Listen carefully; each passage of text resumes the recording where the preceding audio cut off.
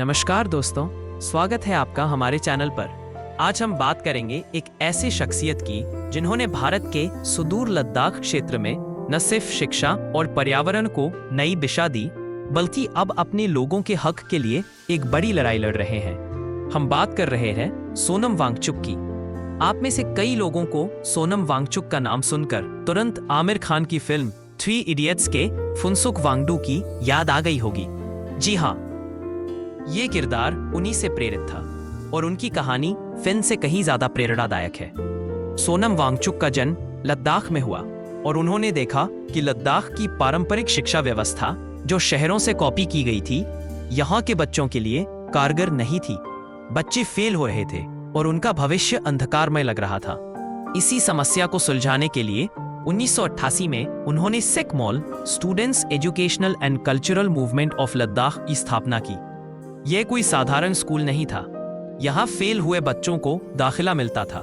किताबी ज्ञान से ज्यादा हाथों से करके सीखने पर जोर दिया जाता था। कैंपस को बच्चों ने खुद बनाया। सूरज की गर्मी से चलने वाले मिट्टी के घरों में वे पढ़ते और रहते थे, जो -15 डिग्री सेल्सियस में भी गर्म रहते थे। यह बच्चों को इंजीनियर, किसान और आत्मनिर्भर नागरिक बनने की शिक्षा देता था। लद्दाख में पानी की कमी एक बड़ी समस्या है, खासकर सूखे मौसम में। ग्लेशियर पिघल रहे हैं, लेकिन उनका पानी सही समय पर इस्तेमाल नहीं हो पाता। सोनम वांगचुक ने इस पर भी एक अद्भुत समाधान निकाला। उन्होंने आइस स्तूप तकनीक का आविष्कार किया। सर्दियों में जब पानी की जरूरत नहीं होती, तो वे नदियों के बहते पानी को रोककर बड़े बड़े शंकु के आकार के बर्फ के ढेर स्तूप बनाते हैं। यह बर्फ बौद्ध स्तूपों जैसी दिखने के कारण आइस स्तूप कहलाई। बसंत ऋतु में जब किसानों को पानी की सबसे ज्यादा जरूरत होती है, तब ये आइस स्तूप धीरे धीरे पिघलते हैं और खेतों को पानी देते हैं। यह प्रकृति के साथ मिलकर एक बेहतरीन इंजीनियरिंग का उदाहरण है। लेकिन सोनम वांगचुक की कहानी यहीं खत्म नहीं होती। हाल के वर्षों में वे लद्दाख के भविष्य के लिए एक मुखर आवाज बनकर उभरे हैं।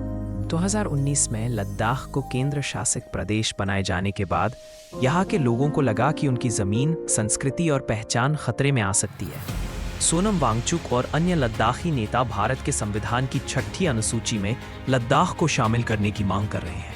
यह अनुसूची जनजातीय क्षेत्रों को विशेष सुरक्षा देती है, ताकि उनकी जमीन, नौकरियां और सांस्कृतिक विरासत बची रहे। वे लद्दाख के लिए राज्य का दर्जा, स्टेटहुड भी मांग रहे हैं, ताकि यहाँ के लोग अपने फैसले खुद ले सकें। इन मांगों को लेकर सोनम वांगचुक ने कई बार शांतिपूर्ण अनशन, हंगर स्ट्राइक किए हैं। कड़ाके की ठंड में भी वे अपनी बात सरकार तक पहुंचाते रहे हैं। लेकिन सितंबर 2025 में एक बड़े विरोध प्रदर्शन के दौरान हिंसा भड़क उठी। सोनम वांगचुक ने तुरंत अपना अनशन खत्म किया और शांति की अपील की। दुर्भाग्यवश इस घटना के बाद उन्हें राष्ट्रीय सुरक्षा कानून NSA के तहत गिरफ्तार कर लिया गया।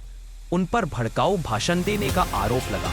उनकी गिरफ्तारी ने इस आंदोलन को और भी सुर्खियों में ला दिया है। सोनम वांगचुक सिर्फ एक इनोवेटर या शिक्षक नहीं, बल्कि अपने लोगों के अधिकारों और पर्यावरण की सुरक्षा के लिए लड़ने वाले एक योद्धा हैं। उनकी कहानी हमें सिखाती है कि कैसे एक व्यक्ति अपने दृढ़ संकल्प से समाज में बड़ा बदलाव ला सकता है। आपको सोनम वांगचुक के बारे में क्या लगता है? हमें कमेंट्स में जरूर बताएं। अगर आपको ये वीडियो पसंद आया तो लाइक करें, शेयर करें और हमारे चैनल को सब्सक्राइब करना न भूलें। मिलते हैं अगले वीडियो में। धन्यवाद।